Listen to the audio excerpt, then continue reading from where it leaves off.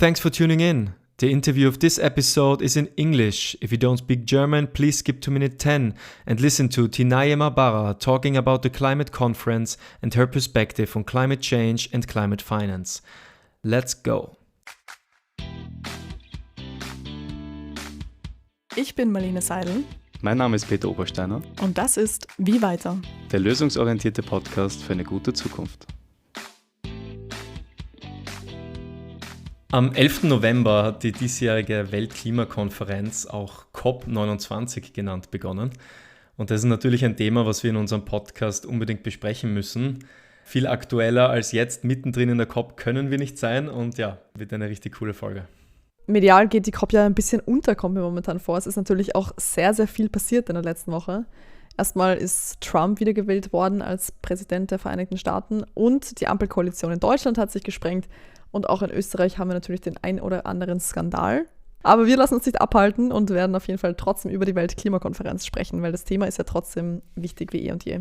Ja, das Klimathema hat es nicht so leicht. Es wurde ja auch erst vor kurzem bekannt gegeben vom EU-Klimawandeldienst Copernicus, dass 2024 wieder die Temperaturrekorde sprengen wird und wahrscheinlich das wohl wärmste Jahr seit Beginn der Aufzeichnungen sein wird. Ja, und nicht nur das, es ist ja auch das erste Jahr jetzt, wo Copernicus gesagt hat, dass wir mit ziemlicher Sicherheit erstmalig die 1,5 Grad Linie überschreiten. Und das ist ja ein Ziel, was auch auf einer COP diskutiert wurde, wo man sich eigentlich geeinigt hat, ja, wir probieren die durchschnittliche Erderwärmung global auf 1,5 Grad oder maximal 2 Grad zu begrenzen. Die erste Linie haben wir jetzt schon überschritten dieses Jahr, aber das ist kein Grund aufzugeben, weil es ist ja nicht nur eine Frage, schaffen wir das 1,5 Grad Ziel oder nicht, sondern es geht ja wirklich um jedes Zehntelgrad, was hier beim Klimawandel einen riesigen Unterschied machen kann. Genau, wir können uns noch gut erinnern. Das Paris Agreement schwirrte immer mal wieder so im Raum herum, da waren die 1,5 Grad für 2030 anberaumt. Jetzt sind wir bei 2024. Es ist wirklich so, dass jedes Zehntelgrad zählt. Deshalb ist diese COP auch sehr, sehr wichtig und sollte auch nicht so untergehen wie die Biodiversitäts-COP, die ja erst kurz davor war. Absolut. Und die wirklich absolut gar nicht medial bespielt worden ist, weil die wirklich, glaube ich, dem Trump-Wahlkampf und allgemein dem US-Wahlkampf total zum Opfer gefallen ist. Aber das ist ein anderes Thema. Ja, bevor wir jetzt gleich beginnen, uns über die COP reden und dann auch gleich unser wunderbares Interview abspielen werden, spielen wir natürlich noch, wie gehabt, unser Wie weiter wenn Spiel, um in das lösungsorientierte Denken reinzukommen. Diesmal bin ich dran, um dem Peter eine Frage zu stellen. Are you ready? Yes, let's go. Wir machen es kurz und knackig. Die Situation ist die folgende. Stell dir vor, du wohnst in einer WG mit mehreren Leuten und du hast schon seit ein paar Tagen deine Wäsche nicht gewaschen. Und es ist wirklich jetzt schon so allerdringendst notwendig, dass du wieder mal deine Wäsche wäschst. Das heißt, du nimmst deine ganze Wäsche, haust die in die Waschmaschine, machst an, gehst dazwischen essen, was weiß ich, machst irgendwas anderes. Und dann nimmst du die Wäsche raus und dann fällt dir auf, dass schon alle Wäscheständer in der WG mit komplett nasser Wäsche von deinen anderen Mitbewohnerinnen oder Mitbewohnern belegt ist. Was machst du? Ich bin der komplette in der Wohnung Verteiler. Ich nehme die Wäsche und hänge sie einfach überall hin. Ich hänge sie auf Stühle. Auch die kleinen Socken. Ich tue sie auf Türen drauf, auf Kästen und keine Ahnung. In vielen WGs sind ja auch so Klimmzugstangen, irgendwie, wenn besonders sportliche Boys dort wohnen, dann hänge ich die dort drüber. Voll ans Fenster, whatever, über die Heizkörper, whatever. Also ich werde da kreativ, glaube ich. Ich würde das einfach verteilen. Okay, du lässt dich gar nicht ausbremsen von so einem Problem. I'm a problem solver. So da gibt es überhaupt, wenn die Wäsche muss trocken werden, so das hat Priorität und ja. Ja, perfekt. Dann war das ja eigentlich ein Problem, was für dich überhaupt gar kein Problem war. Perfekt. Wir sind schon mittendrin in der Lösung. Ja. Sehr gut. Sehr gut gelöst. Gar kein Problem überhaupt gesehen. Das ist natürlich das Beste, wenn das Problem einfach die Lösung direkt ist. Voll. Ja, dann starten wir mal los. Was ist eigentlich die COP29? Was ist die Weltklimakonferenz? Um gleich mal mit diesem komischen Terminus COP aufzuräumen. Das bedeutet Conference of the Parties, also das bedeutet die Konferenz von den Gruppierungen, die da dabei sind. Und das sind 198 Länder, die das Klimarahmenabkommen der Vereinten Nationen unterzeichnet haben. Genau, nicht nur das. Also es kommen vor allem natürlich Länder, oder die Idee ist eigentlich, dass eine internationale Zusammenarbeit zwischen Ländern global erleichtert wird und in die Wege geleitet wird, weil das Klimathema ja eben ein globales Thema ist. Und dazu kommen aber auch Wissenschaftlerinnen, es kommen NGOs, es kommen Aktivistinnen und Aktivisten, es kommen indigene Gemeinschaften und ich glaube, letztes Jahr war auch ein neuer Rekord von Lobbyisten. Ja, es kommen immer sehr, sehr viele Lobbyisten, auch für Gas und Öl, die dann natürlich auch viel mitreden möchten. Ja. Und natürlich Presse und Medien sind natürlich auch vor Ort und berichten ja auch hoffentlich viel. Wie gesagt, sie geht manchmal ein bisschen unter auf Social Media, wenn man den richtigen Kanälen folgt, kann man aber bei der COP schon ziemlich live dabei sein. Ja, eine Gruppe, die auch immer auf der COP ist, sind die Jugenddelegierten. In Österreich haben wir auch 4 Jugenddelegierte, die wieder auf der COP sind. Und wir haben das große Glück, dass wir diesmal eine Sprachnachricht bekommen haben von Sigrid Kahl, eine unserer Jugenddelegierten. Das sind ein paar Jugendliche, die vom Bundesministerium für Klimaschutz immer zur COP hingeschickt werden. Also würde ich sagen, hören wir uns mal an, wie es vor Ort in Baku in Aserbaidschan auf der Klimakonferenz gerade so abläuft. Hallo, wir befinden uns hier gerade am 4. Tag der COP und es ist echt extrem viel los. Also es ist gar nicht easy, hier mit allem mitzukommen, neben den ganzen Side-Events, den Verhandlungen, Austausch-Treffen mit der Delegation, aber auch vielen anderen Organisationen und vor allem viele junge Menschen und auch Medienarbeit. Hält uns die COP echt am Laufen und das quite literally, weil das Gelände ist echt groß und es braucht einfach seine Zeit, hier von A nach B zu kommen. Auch politisch tut sich einiges. Es waren jetzt hier die ersten 2 Tage der COP, der Climate Action Summit. Da reisen wirklich Staatsoberhäupter aus der ganzen Welt an, um hier eine Rede zu halten.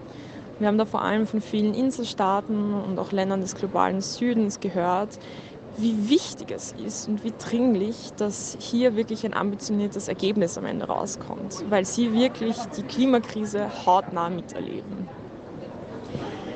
Ja, das komplette Gegenteil davon haben wir leider vom aserbaidschanischen Präsidenten in seiner Rede gehört. Er sprach da von Fake News, Western Media und dass Öl und Gas ein Geschenk Gottes sind. Und das hat wirklich bei vielen zu Schock geführt, weil das ist einfach nur absolut unverständlich und unpassend auf einer Klimakonferenz. Die Verhandlungen sind jetzt auch schon am Laufen. Das hat sich leider etwas verzögert, weil es am Anfang noch Streitigkeiten gab bei der Tagesordnung. Die konnte dann aber doch noch beschlossen werden und somit haben die Verhandlungen dann auch gestartet. Ich muss aber auch sagen, dass da bis jetzt noch nicht so viel weitergegangen ist. Also ich verfolge zum Beispiel das neue Klimafinanzierungsziel. Und da gab es eigentlich am Anfang einen Text, der war 9 Seiten lang und der wurde eben vorab wirklich in vielen, vielen Verhandlungen ausgearbeitet. Dann war Tag 1 der Verhandlungen und dieser Text wurde nicht akzeptiert. Das heißt, es wurde ein neuer Text jetzt ausgearbeitet und der ist jetzt wieder bei 35 Seiten. Und jetzt wird sich die Frage stellen, ob sie es schaffen, bis zum Ende der Woche diesen Text wieder zu kürzen und hier die Optionen einzugrenzen, dass, wenn nächste Woche die politischen VertreterInnen kommen, hier wirklich Entscheidungen getroffen werden können. Ja, also wir sind gespannt, wie es in den Verhandlungen weiterläuft. Wir geben jeden Tag ein Update zum aktuellen Stand. Also wenn euch das interessiert, subscribt gerne unseren Newsletter. Ja, danke Sigrid Kahl für diesen Einblick aus Baku. Ganz spannend, wie das dort ist. Und ja, wir glauben dran, dass da dieses Jahr auch wirklich was passieren kann und das Thema Finanzierung von Klimaanpassung auch wirklich angegangen wird. Wen noch weiter interessiert, was eigentlich die österreichischen Jugenddelegierten auf der Weltklimakonferenz machen, der kann natürlich auf Instagram folgen, den Climates heißen die, also so wie Klima und dann Mate. Oder auch auf der Webseite nachschauen, weil dort kann man sich auch für einen Newsletter anmelden, den ich auch jetzt jeden Tag in meiner Mailbox bekomme. Und da bekommt man immer wirklich die allerneuesten News direkt aus Baku, aus Aserbaidschan. Genau, und unser Hauptteil ist ja eigentlich ein Interview, das wir euch jetzt auch gleich präsentieren werden, das du, liebe Marlene, gemacht hast, geführt hast, und zwar mit einer Aktivistin aus Botswana. Genau, ich habe letzten Samstag schon die Tinaye Mabara getroffen, eine Aktivistin aus Botswana, und es war wirklich ein extrem spannendes Interview.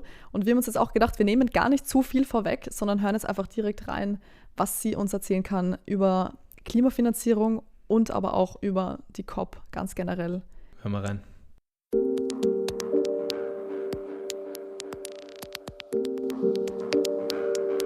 Today in our 10th episode, we have a really special guest. I'm very honored to welcome Tinaye Mabara to our podcast. Thank you for taking the time. Thank you so much for having me. Before we start talking about your really important work as a climate activist, maybe you could introduce yourself a little bit to us. Okay, so I'm very passionate about community-based solutions to some of the global problems that we're facing. So I do a lot of climate education work. I'm a young mom, and from my climate activism, I started also doing packaging climate action for children. So I'm a founder of EcoGo Africa. This is a creative platform where I basically create resources and environmental media for people to understand the climate crisis a little bit more, to make it more relatable to people that are under-engaged on the subject, right? Mm-hmm. So this is youth. It also includes children and some people in my community. And then from that, I also started Kids for Climate Action. This is a nonprofit that does the same, but with a majority focus on children. I'm so happy that you're here today. As far as I know, you just arrived in Vienna 2 days ago because you've been on a tour through Europe. How are you feeling? How did Vienna welcome you? To be honest, it's Vienna, but it's also really Europe. It was my first time coming to Europe. Okay. So I really feel like it's been quite the journey, right? I was surprised to find that it's very cold at this time of the year because back home it's actually summer and it's really, really, really hot. Okay, so I how came hot? around 40 degrees. Oh, okay. Yeah, and That's it's quite hot currently, and this is what I've known for most of my life. Mm-hmm. So to experience that November, December can be cold is a very strange thing for me. My body's really shocked, it's just like, where are we? What is happening? But the people have been really friendly. I've experienced a lot of friendly people within our networks. Most of the people that I've met with are allies within the climate justice fight. So we've had a lot of support really to make this tour successful. Got to Austria. And to be honest, I haven't really had any run-in with anyone. But the person we traveled here with, who is a native to Austria, had someone bump into him in a very rude way. Oh, and I was told there was a term for that. I forgot the term, but someone did tell me that people are not very friendly on the subway. Celtic, maybe? They just want to go where they're going. Yeah, fair. Yeah, and also one of the things that I've noticed is that back home, when you get into a public transport space, the norm is to greet people, right? Oh, okay. You say hello to people. And in some cases, if there's an older person and you don't greet them, they actually check you on that. They're like, who raised you? Why aren't you saying hi, But here, it's everyone's got pods in their ears, and it's people will only speak to you to move out of their way. I'm experiencing a culture shock in the sense that here, things are very individual. I feel that there's this hyper-independent culture, sort of. Mm-hmm. Yeah, I haven't been here long enough to quantify it, but I just think that that's one of the things I've noticed that are different. Yeah. In the sense that the people are really minding their own business, for real, Yeah. So, yeah, that could be a good thing, but also, I feel when it comes to issues of solidarity, then it's not the best because we need a community. Yeah. Yeah. So now you've been on this tour going all the way through Europe. You've been in Strasbourg, in London, Berlin, Bonn, and now you're in Vienna. And you really try to advocate for climate adaptation finance for African communities. Maybe before we start talking more about the tour, I'm really curious to hear who you met and what was really compelling to you. Maybe you could explain first so that we are all on the same page, what exactly is climate adaptation finance for African communities? What does that mean?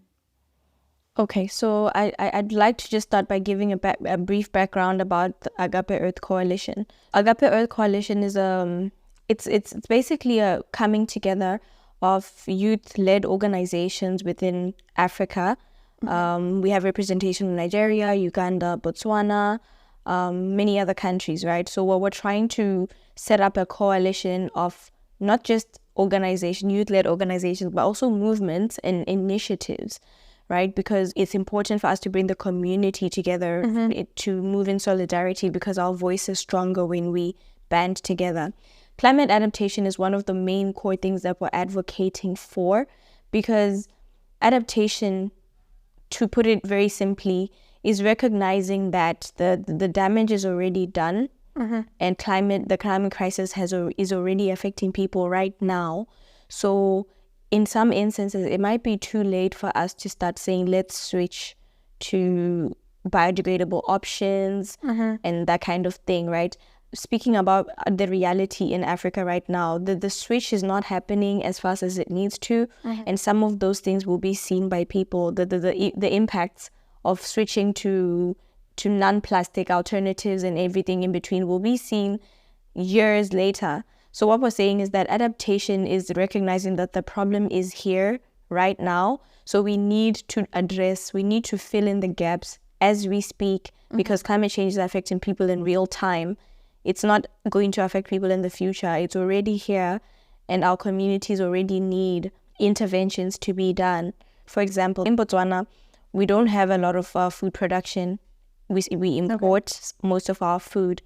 And the government has been making some efforts to also say, let's produce locally. But that's also now becoming much harder, because given the fact that our climate is already bad, we're now dealing with a change in climate within that climate. So it's coming from bad to worse. So you can only imagine in a country that's trying to be self-sufficient in terms of food security, we don't have a fighting chance unless something happens, like climate smart agriculture is upscaled and it's rolled out to a national level. So when we speak about adaptation finance, we're speaking about things that will help us actually survive. We're speaking about measures that will be taken to grow food in places where that's now impossible, to warn people about mudslides and floods that are coming before they happen. Those are the kind of adaptation strategies and measures that we're talking about. So yeah, I don't know if I've explained adequately what adaptation means. I think you did. It means like adapting now to the climate crisis that is already happening. Yeah. And maybe a follow-up question on that. Do you think there's some sort of like trade-off between having adaptation finance and advocating for that, as opposed to investing in like climate mitigation or trying to investing like beforehand? I'm doing quotation marks because like obviously it's already happening, climate change. But do you feel like there's some kind of trade-off for people trying to like win either side? I think that all these mechanisms are important. Mitigation, adaptation, they're very key. But the contention that we have as climate activists, especially on this tour, is that we're recognizing that mitigation has been rolled out and there's a lot of money there, but there isn't a lot of money in adaptation. So our campaign and our tour is really to say we recognize the efforts being put into mitigation, but they're not inherently benefiting our communities, because the priority for us is adaptation. What will really make a difference in our communities is adaptation. One thing I've been realizing about Europe is that there's a lot of alternatives in terms of plastic, in terms of this. Like you can actually walk into a place and get something filled in a non-plastic option. You know, there's options. We don't have that. Most of the fast food outlets in our countries are selling only plastic containers. We just don't have mitigation anyway. You get what I mean? So it's impossible for us to see how mitigation is an actual viable thing to keep investing so much in, leaving out adaptation, because it's not working for us either. We don't have the mitigation that's being funded so heavily is not benefiting us at all. So we're looking at adaptation as the thing that will actually make a difference for our communities and the developmental issues that we have. Yeah. So on this tour, you talked a lot about this topic, about climate adaptation finance. How was this tour for you? Like, maybe you could take us a bit with you. Like, what meeting particularly moved you? Who did you meet? How was it? So to kick off the tour, we actually started at the European Parliament in Strasbourg, where we met a good number of MEPs, right? Some of them we met we had one-on-one meetings with, And then some of them we met because they supported our action. We had a small little action inside the parliament. Yeah, I saw that on Instagram. Yeah, it Follow was... Agape Earth Coalition on Instagram. You can see the video, I think. Yes.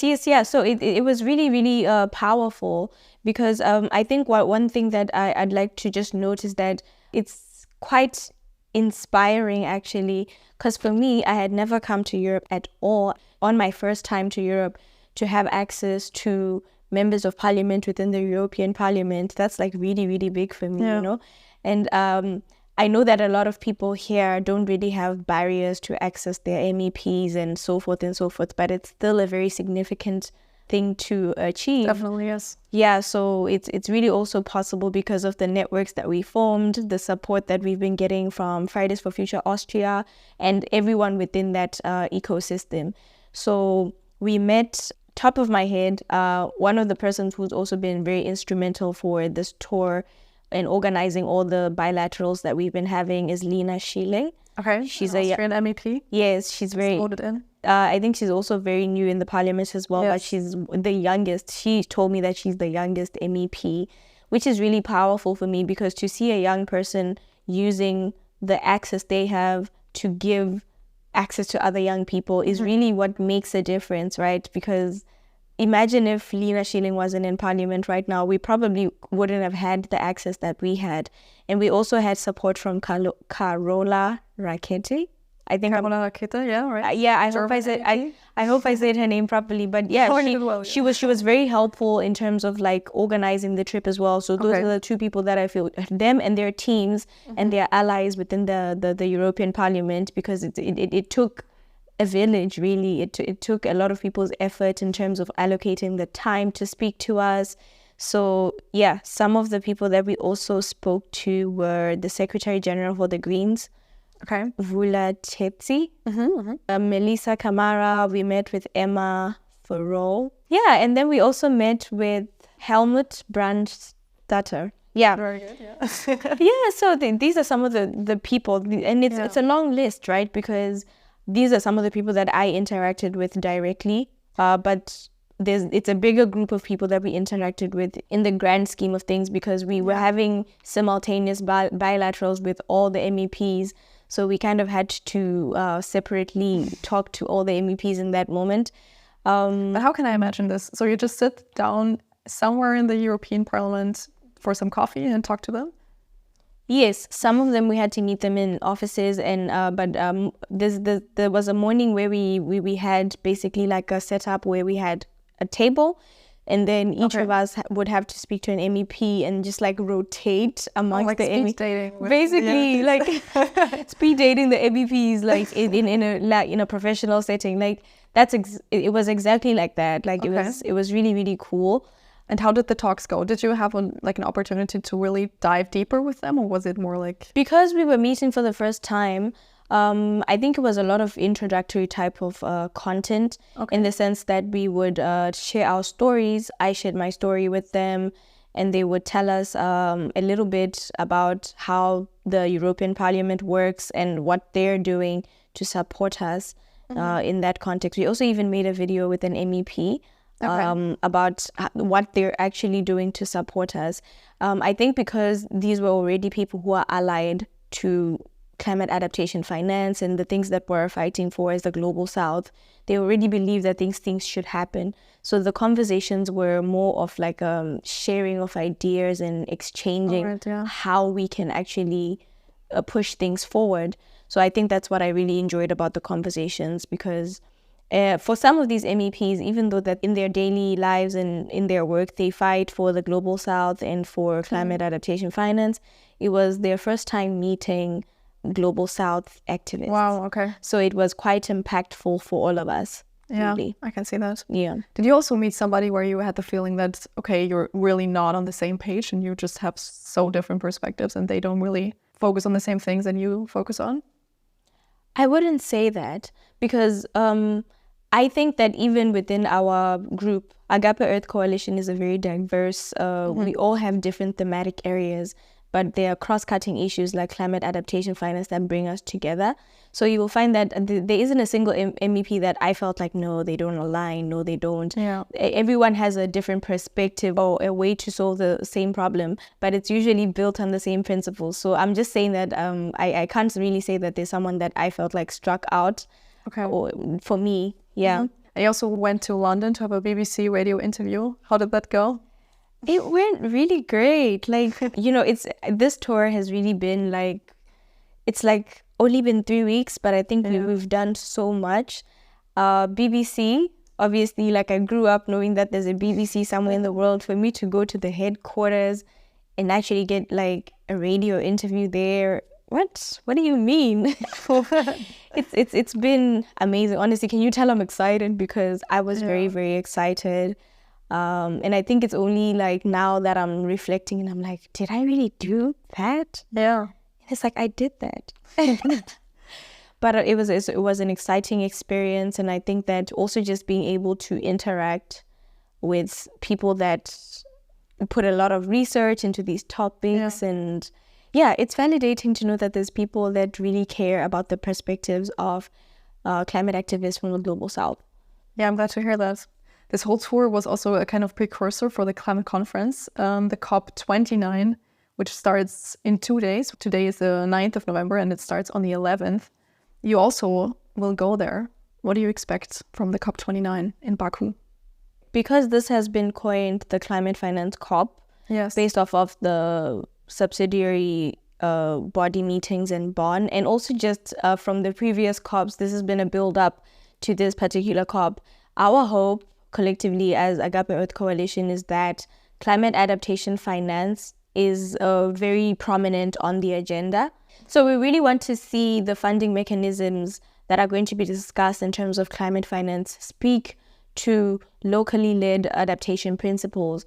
So I think that the collective hope for us as Agape Earth Coalition is that we really want to see climate adaptation finance at the forefront of these negotiations at COP. Not just empty promises. So the majority of our campaign, we've been recognizing that there's been a lot of ambition, there's been a lot of promises as well, but there hasn't been a lot of delivery. There's the climate debt that exists currently where pledges were made, but the money has not come. So now discussions are going to be had at COP and new goals are going to be set to say instead of the yearly $100 billion goal, they're going to come up with a new quantitative collective goal on climate finance to roll out the new finance planning and all that. So our hope is that while that's being done, climate adaptation finance is at the top of those conversations for the global south. And not just another cycle of mitigation being the priority. We really want to see climate adaptation finance being prioritized at this COP, because it's a matter of urgency for us. It's a matter of life and death. And it's not even like, we're not just saying that and we're not wasting time by coming all the way to Europe and advocating for these things. So we really want to see climate adaptation finance being prioritized in the direction of Africa. This is collectively what most of our governments are saying as well. The African Union is saying it, that we need climate adaptation finance, because that's what recognizes where we are development-wise. And another thing to add to that is that we want climate adaptation finance in the form of grants and not loans, because we already have so many countries struggling to pay back loans. And it's unjust for us to be allocated climate finance as a loan, because the historic emissions that we all gather to discuss at these COPs were created by the global north, by developed countries. So we shouldn't be having a conversation in which we are basically framing it as if African countries are asking for charity. In the Paris Agreement, it says that it's an obligation for developed countries to pay climate finance, but that hasn't been how developed countries have been moving. They've been moving like Africa's asking for charity when it's an obligation on their part. In a nutshell, we want climate adaptation finance to be a priority. We also want it to come in the form of grants, and we also want the funding structures around the climate adaptation finance to address and to factor locally led adaptation principles so that it reaches the people that need it the most, so that it reaches the vulnerable communities. Some people are really hopeless when it comes to the COP and think that maybe it's not really the right way to go because people just talk and talk and talk, but nothing ever comes out. Additionally, also, like last year's COP was in Dubai, the one before was in Sharm el-Sheikh, and this year it's in Baku in Azerbaijan.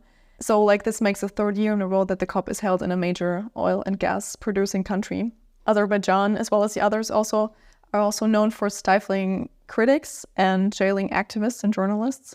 Does the hosting place affect the outcome, or is this focus on who is the hosting country really redundant and not so important? You know, personally, if I had a say, if miraculously I woke up and I could make decisions about COP, I would have COP happen in the most affected regions, in the most affected places on Earth. I would have COP happen in Tuvalu. I'd have COP happen in island states or even in landlocked countries that are going through the worst heat waves like mine.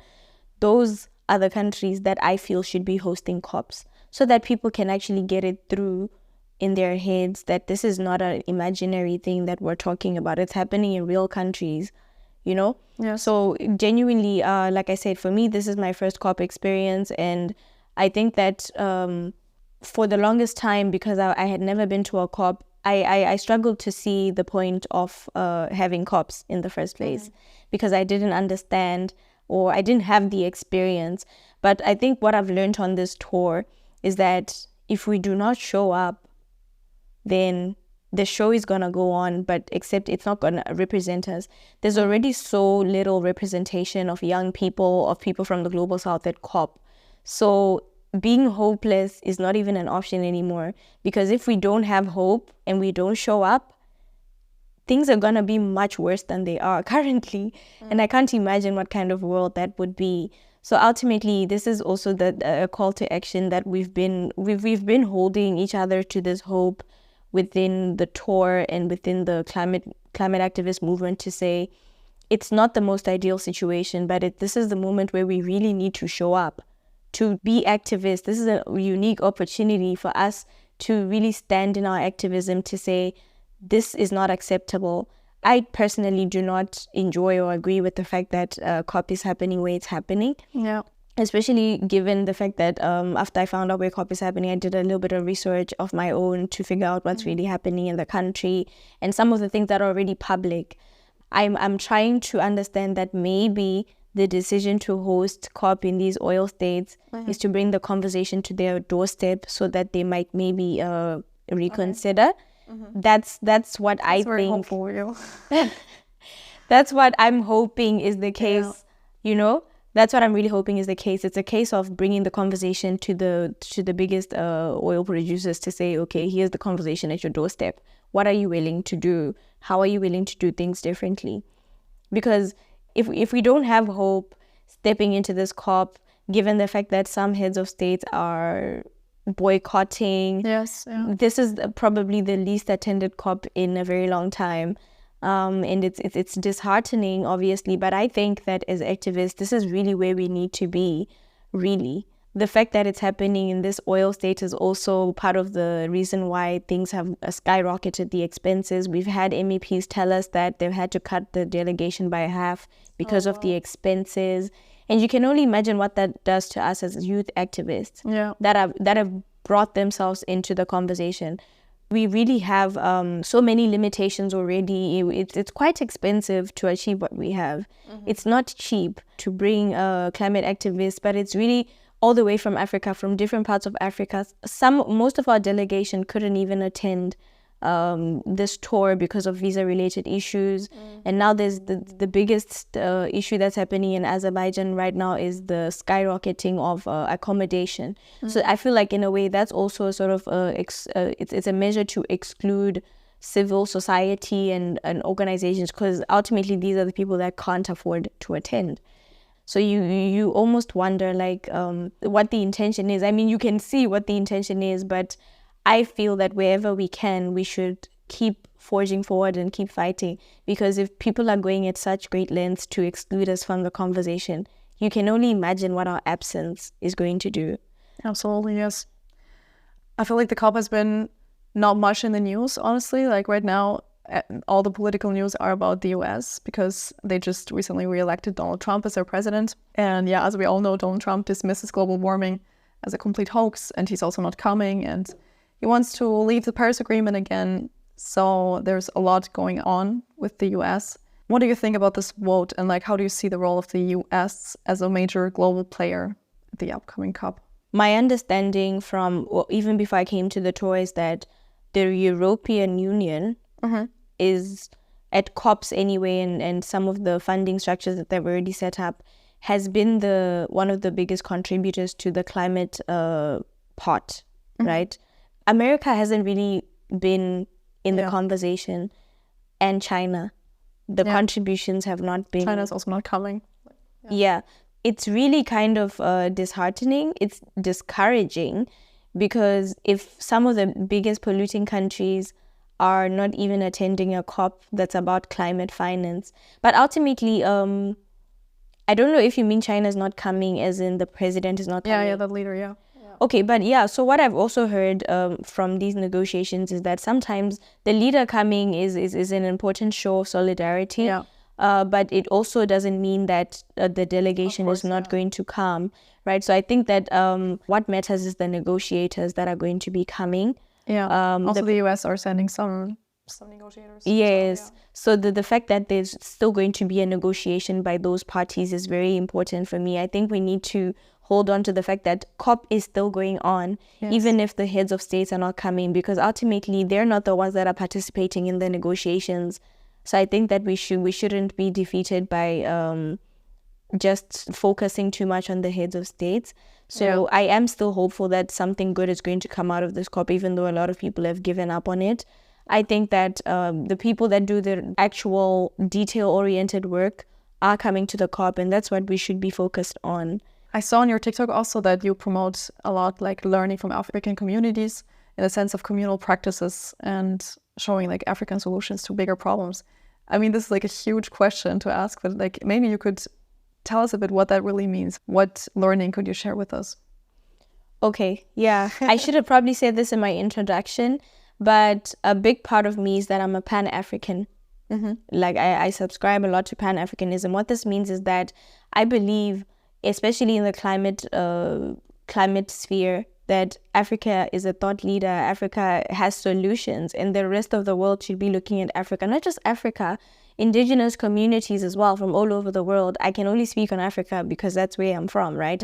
But I just want to say that like I'm very big on reframing the narrative of Africa or even of African capabilities to solve our own problems, right? Because in the grand scheme of things, there's a lot of saviorism that comes from the global north to say that we know what you need and we're going to help you get there.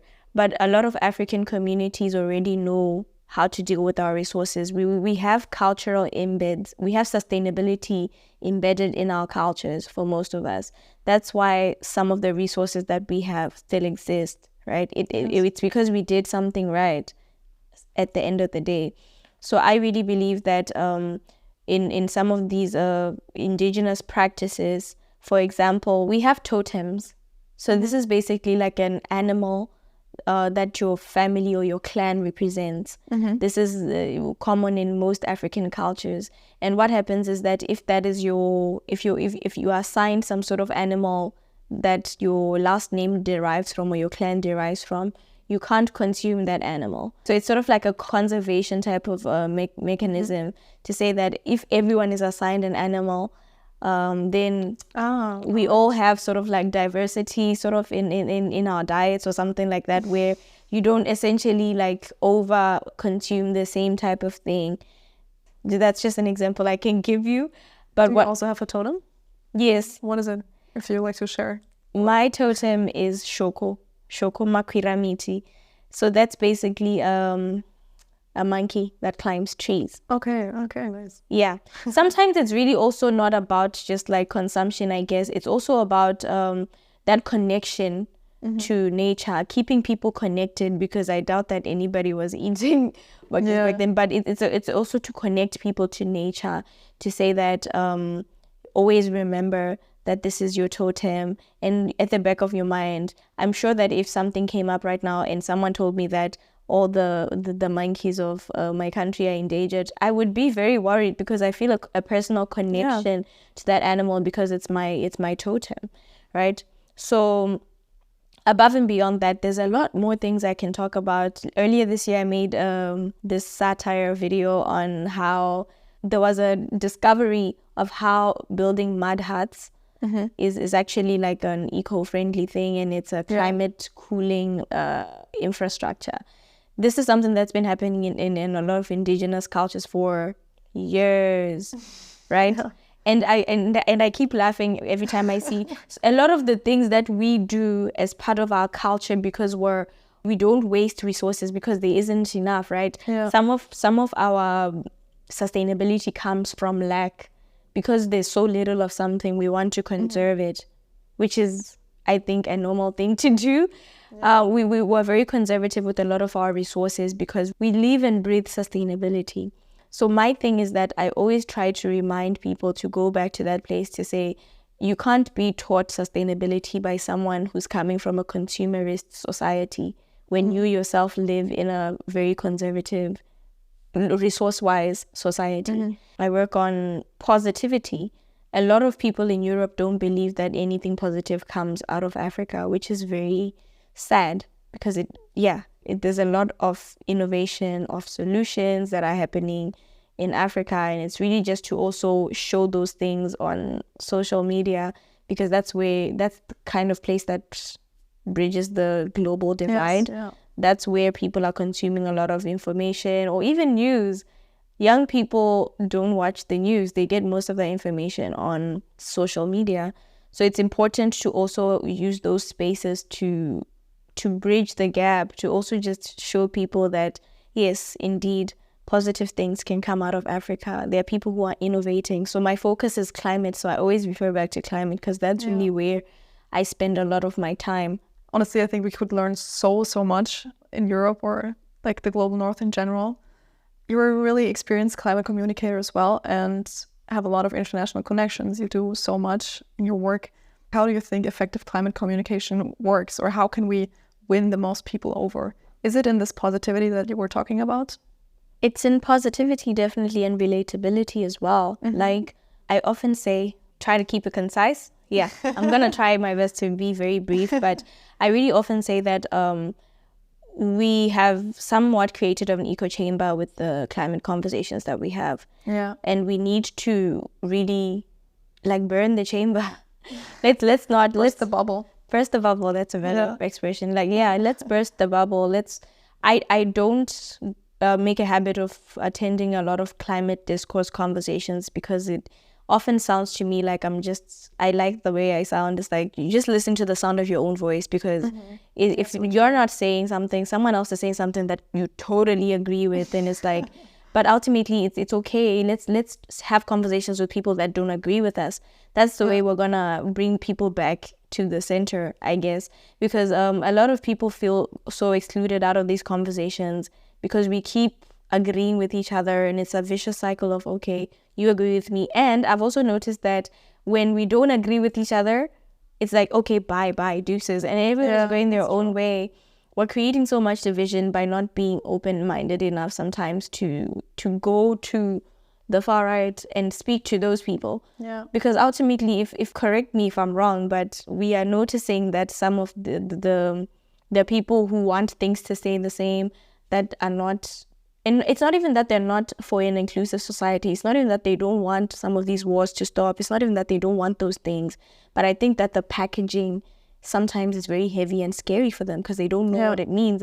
Absolutely. I think we need to simplify. So in summary, in short, I just want to say that effective communication, be it climate or any other sphere, we need to keep things simple. We've overcomplicated things with a lot of terminology. That's essentially saying, we want everyone to progress. We want the best things for everyone. But we don't say that. We say so many other things and we lose people. We're dividing a lot of people by using complicated words to describe simple things. Our podcast is called WIE WEITER, which translates to how do we go from here? And I feel like this podcast was really so solution-based and hopeful. And so I want to ask you as my last question as well, like, in these uncertain times, what gives you hope for progress, especially as we approach the COP29? What gives me hope is my presence here in Austria, Vienna. I think that it says a lot about collective efforts to have a more inclusive society, right? I'm always big on telling people to participate in their own representation and be solution-oriented. And being positive, it's important to always have hope. Hope gives me hope. Can I say that? Because, I think positivity, hope, and focusing on the good, the collective good that we're trying to do keeps me going. And knowing that, if not me, knowing that the other young people I'm traveling with, knowing that if representation is not there from the global south, things could be much worse is really what fuels me right now. And also, more personally, I have a 2-year-old boy. So knowing that if things don't change climate-wise, or if no measures are taken to, mitigate and adapt to the situation, my son is going to have a very uncomfortable life in heat waves in Botswana. So for me, that's what fuels me, really. Thank you so much for your time, and I wish you really good luck in Baku and with all your work that you're doing. Thank you so much.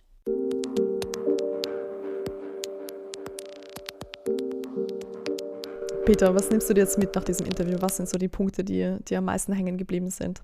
Also was mir am meisten hängen geblieben ist eigentlich wirklich so die Perspektive, die sie mitbringt, und die finde ich auch wirklich in allem, was sie sagt, einfach sehr erfrischend ist und auch mir zeigt, dass ich dieses ganze Klimathema einfach sehr aus einer europäischen und eurozentristischen Perspektive auch oft behandle oder sehe. Mich auch, wenn ich mich damit beschäftige, einfach sehr von dieser Perspektive des globalen Nordens sehe, und dementsprechend war es für mich wirklich hochinteressant, diese Perspektive jetzt auch mal so klar zu sehen. Ich finde auch, sie hat das sehr, sehr gut kommuniziert und ganz viele spannende Punkte gesagt. Zum Beispiel auch, dass nicht nur Afrika auf die Hilfe der EU angewiesen ist, sondern dass sich die EU durchaus auch was von Afrika abschauen kann. Also sie bringt ja da auch wirklich spannende Beispiele, was Afrika eigentlich jetzt schon zum Teil einfach auch, sie sagt es ja, some of the sustainability comes from lack, also einfach mangels Ressourcen sind sie einfach per se schon nachhaltiger als wir in unserer Konsumgesellschaft. Und was ich auch interessant gefunden habe, die COP steht ja unter dem Thema Finanzierung, oder? Und ein neues kollektives Ziel für Klimafinanzierung zu finden, was ja schon noch auf diesem Verursacherprinzip aufgebaut ist, oder? Also dass Staaten, die, und das sagt sie auch sehr, sehr viel, historisch einfach für die CO2-Emissionen verantwortlich sind, und es sind die Staaten des globalen Nordens, dass sie auch mehr zahlen müssen, um gegen die Klimakatastrophe vorzugehen. Und was sie da auch sagt, dass natürlich Afrika, ja, ihr Kontinent und ihr Land dann auch auf finanzielle Zuschüsse angewiesen ist, aber dass sie auch das in Form von wirklich Zuschüssen will, also in Form von Grants und nicht in Form von Loans, also Krediten, die dann wieder Afrika in ein Abhängigkeitsverhältnis stellen. Und das sind wirklich zwei spannende Punkte, die ich da mir aufgeschrieben habe, die für mich auch einfach ein Denkanstoß waren. Was nimmst du dir mit? Ja, ich wollte es gleich anschließen, was du gesagt hast. Also ich finde, das ist ja auch das Absurde auch an der Klimakrise, dass die Staaten, die am meisten dafür verantwortlich sind, dass wir jetzt in der Situation sind, in der wir sind, am wenigsten zu spüren bekommen, was eigentlich die Auswirkungen sind. Und umgekehrt die Länder, die eigentlich wirklich gar nichts dafür können und viel, viel nachhaltiger leben, als wir es jemals tun werden wahrscheinlich, dass die das am allerstärksten spüren. Und ich finde, das hat sie auch so gut gesagt, auch so dieses Jahr, wir erwarten jetzt keine Charity. Eigentlich ist jetzt dafür verantwortlich, ihr müsst das zahlen. Fertig. Das ist eine Obligation, hat sie gesagt. So, wir sind keine Charity, sondern eben eine Art Verpflichtung eigentlich, das zu machen und sich daran zu beteiligen. Und natürlich, jetzt auf einer symbolischen Ebene macht es natürlich dann auch einen Unterschied, was sie auch gesagt hat, wo diese COP dann stattfindet, ob das eben in einem Ölstaat stattfindet oder eben zum Beispiel bei ihr zu Hause. Oder in anderen Ländern, wo die Klimakrise einfach wirklich schon sehr, sehr hart zu spüren ist. Also von Tuvalu zum Beispiel war die Rede, das ist dieser Inselstaat, der ja vor der Überschwemmung oder vom Untergang im wahrsten Sinne des Wortes bedroht ist. Vielleicht noch eine Sache, die man auch, finde ich, immer im Kontext der Klimakonferenz noch ansprechen muss. Und zwar, ich glaube, die Konferenz, die allen am meisten im Kopf geblieben ist, ist natürlich die in Paris, also wo auch das Pariser Klimaabkommen beschlossen wurde. Das war die COP29 im Jahr 2015. Und da wurde ja, wie wir auch schon in der Einleitung besprochen haben, dieses 1,5 Grad Ziel bzw. maximal 2 Grad Ziel beschlossen. Aber das ist so absurd, das ist mir auch erst jetzt wieder bewusst geworden, dass eigentlich wir nie auf diesem Pfad waren. Wir waren nie auf einem 1,5 Grad Pfad und auch nie auf einem 2 Grad Pfad. Und es gibt auch eine Studie, und ich habe auch einen Podcast dazu gehört, das werden wir natürlich auch alles verlinken, die zeigen, wenn man alle aktuellen Pläne und Versprechen zur Emissionsreduzierung zusammenzählt und sogar die eigentlich noch gar nicht eingeführt sind, also von denen einfach nur mal gesprochen wurde, sogar dann schaffen wir niemals das 1,5 Grad Ziel und auch nicht das 2 Grad Ziel, sondern dann erreichen wir eine durchschnittliche Erwärmung von 2,7 Grad im Vergleich zum vorindustriellen Mittel.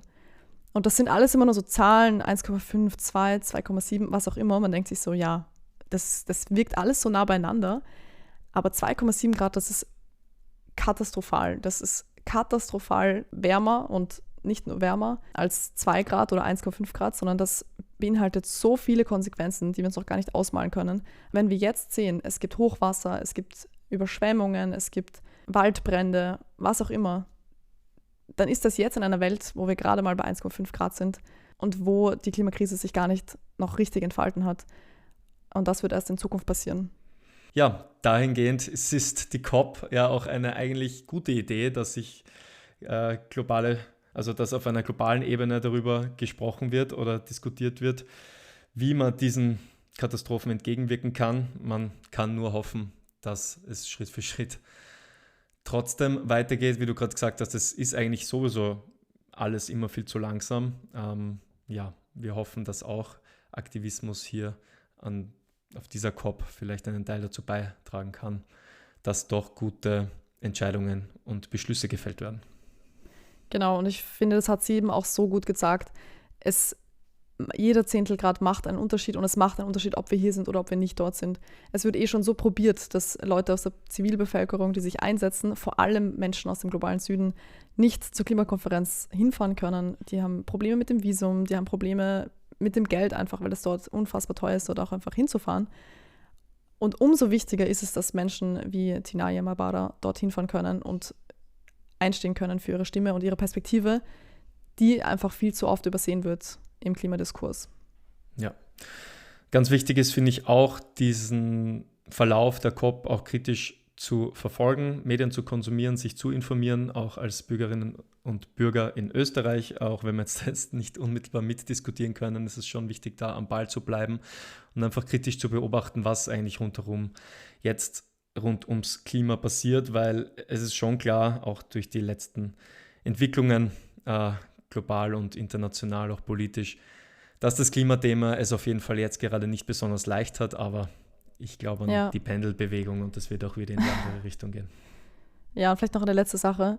Ich weiß nicht, wie es euch gerade geht, aber ich finde, momentan sind einfach wirklich, wirklich politisch schwierige Zeiten. Also wir haben so wirklich jeden Tag, wenn man die Nachrichten öffnet, es sind einfach nur schlechte Nachrichten. Ich habe wirklich überhaupt keine Lust mehr, eigentlich überhaupt Nachrichten zu lesen. Aber ich finde, eigentlich in Zeiten wie diesen ist es noch viel, viel wichtiger, dass wir eben sensibel bleiben und dass wir uns auch emotional davon berühren lassen, was alles in der Welt passiert und nicht einfach nur kompletten Shutdown machen und sagen, ja gut, ich kann eh nichts ändern, das müssen die machen und die Welt geht sowieso nur den Bach runter. Nein, wir sind alle Teil von der Welt, wir sind alle Teil von unserer Umwelt und wir können dazu beitragen, dass es besser wird. Und Menschen wie Tinaye, Mabara, glaube ich, zeigen uns sehr gut, warum es sich lohnt, weiterzumachen, weiterzukämpfen und auch aufzustehen, wenn wir Ungerechtigkeiten in der Welt sehen. Bei all dem dürfen wir auch nicht vergessen, was wir auch letzte Folge behandelt haben. Es gibt ja auch Initiativen, es gibt ja auch Good News, es geht ja auch was voran. Das wird halt einfach im Mediendiskurs dann oft übersehen, weil es einfach nicht so herausragt vielleicht. Weil eben, wie wir auch letztes Mal schon besprochen haben, das Schlechte oft besser berichtet wird als das Gute. Deshalb informiert euch auch über Dinge, die gut laufen, die vielleicht auch rundherum gut laufen und den Blick aufs Gute zu richten, hilft dann der Seele dann auch oft manchmal durch diese Phasen durchzutauchen. Ja, das ist auf jeden Fall unser Ziel, irgendwie das Gute zu bewahren und weiterhin die Lösungen zu suchen. Wir hoffen, wir können euch da ein bisschen dabei unterstützen und hoffen auch, dass euch diese Folge auch gefallen hat. Danke fürs Zuhören, danke Marlene fürs Interview. Es war, finde ich, wieder sehr spannend und cool, auch mit dir zu diskutieren zum absolut. Thema. Wir sehen uns dann wieder in 2 Wochen wie gewohnt und wünschen euch bis dahin eine gute Zeit. Lest weiterhin Nachrichten, auch wenn es manchmal wehtut. Bleibt sensibel und genießt trotzdem auch den Herbst. Bis bald. Tschüss.